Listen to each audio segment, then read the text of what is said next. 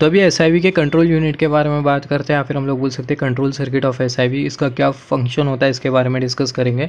उससे पहले हम लोग बात कर लेते हैं एसआईवी कॉन्टेक्टर के बारे में। ये जो एसआईवी कॉन्टेक्टर होता है ऑक्सिलरी लोड को क्या कर देता है, आइसोलेट कर देता है इन केस ऑफ फॉल्ट। अगर कुछ फॉल्ट आ जाता है, जैसे फॉर एग्जांपल मान लेते हैं हमारे एसआईवी में आ गया ग्राउंड फॉल्ट। ग्राउंड फॉल्ट आएगा तो ऐसे केस में एसआईवी का ऑपरेशन किस तरीके से होगा इसके भी बारे में हम लोग आगे डिस्कशन करेंगे। तो मान लेते हैं एसआईवी में आ गया ग्राउंड फॉल्ट, राइट। तो ऐसे केस में ग्राउंड करंट फ्लो होगा, राइट। तो जो ग्राउंड करंट है वो हमारे ऑक्सिलरी लोड से भी फ्लो हो सकता है, जो कि अनडिज़ायरेबल है। तो ऐसे केस में हमें क्या करना होगा, जो ऑक्सिलरी लोड है उसे हमें आइसोलेट कर देना होगा। ऑक्सिलरी लोड को आइसोलेट करने के लिए हमने लगा के रखा है एसआईवी कॉन्टेक्टर, जो कि क्या करेगा, एसआईवी को आइसोलेट कर देगा ऑक्सिलरी लोड से इन केस ऑफ फॉल्ट।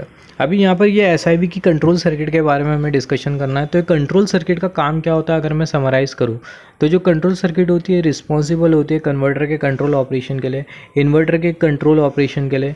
अगर इनपुट आउटपुट में अगर किसी भी तरीके की अगर एबनॉर्मलिटीज़ आती है तो एबनॉर्मलिटीज़ से प्रोटेक्शन प्रोवाइड करने के लिए भी कंट्रोल सर्किट रिस्पॉन्सिबल है।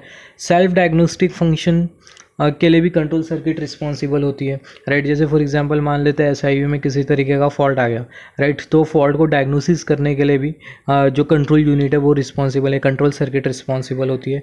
कंट्रोल सर्किट के थ्रू सेल्फ डायग्नोस्टिक ऑपरेशन होता है, जिसके थ्रू ये इंश्योर हो जाता है कि एसआईवी में जो फॉल्ट आया है वो किस रीज़न के वजह से आया है।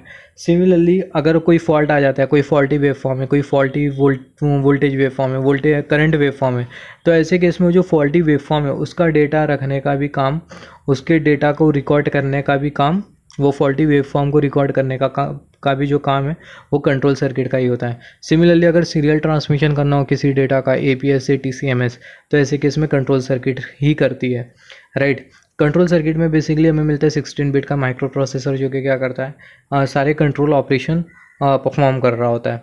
तो एसआईवी की कंट्रोल सर्किट हम लोग देख लेते हैं किस तरीके से दिखाई देती है। सबसे पहला तो यहाँ पर अभी अगर हम लोग देखें, यहाँ पर ये जो हमें जो दिखाई दे रही है यही है बेसिकली एसआईवी की कंट्रोल सर्किट। यहाँ पर हमें 16 बिट का माइक्रो प्रोसेसर दिखाई दे रहा है, जो कि फिगर में विजिबल नहीं है। Just hold on. Control circuit, तो यहाँ पर अभी अगर हम लोग देखें यही होती है कंट्रोल सर्किट। ये सारी कंट्रोल सर्किट है। तो जैसे हमने डिस्कस किया यहाँ पर अगर हम लोग देखें स्कीमेटिक में, यहाँ पर ये जो है यही होती है कंट्रोल सर्किट। अब ये कंट्रोल सर्किट का क्या काम होता है, जैसे कि हमने डिस्कशन किया, एक एक पॉइंट अभी हम लोग डिस्कस करेंगे। तो सबसे पहला जो कंट्रोल सर्किट है, इसमें कंट्रोल सर्किट में हमें high frequency independent pulse with modulated circuitry मिलती है, राइट। तो यहाँ पर अगर हम लोग देखें control circuit consist of high frequency independent pulse with modulated circuit. तो कंट्रोल सर्किट में जो सर्किटरी जो एक्चुअली जो इंटीग्रेटेड होती है वो हाई फ्रीक्वेंसी वाले पल्स विथ मॉड्यूलेटेड मतलब डिवाइस होते हैं, जो कि मतलब PWM टेक्निक के थ्रू काम करते हैं। तो सिंपल टर्मिनोलॉजी में हम लोग डिफाइन कर सकते हैं कि जो कंट्रोल सर्किट है इसमें high frequency pulse with modulated circuit हमें मिलती है। अब ये कंट्रोल सर्किट में हमें बेसिकली कंट्रोल सर्किट या फिर बोल सकते हैं कंट्रोल यूनिट सर्किट में हमें basically fault data logging system मिलता है, जो कि क्या करता है जितने भी जो फॉल्टी वेवफॉर्म है उसके डेटा को रिकॉर्ड करने का काम करता है।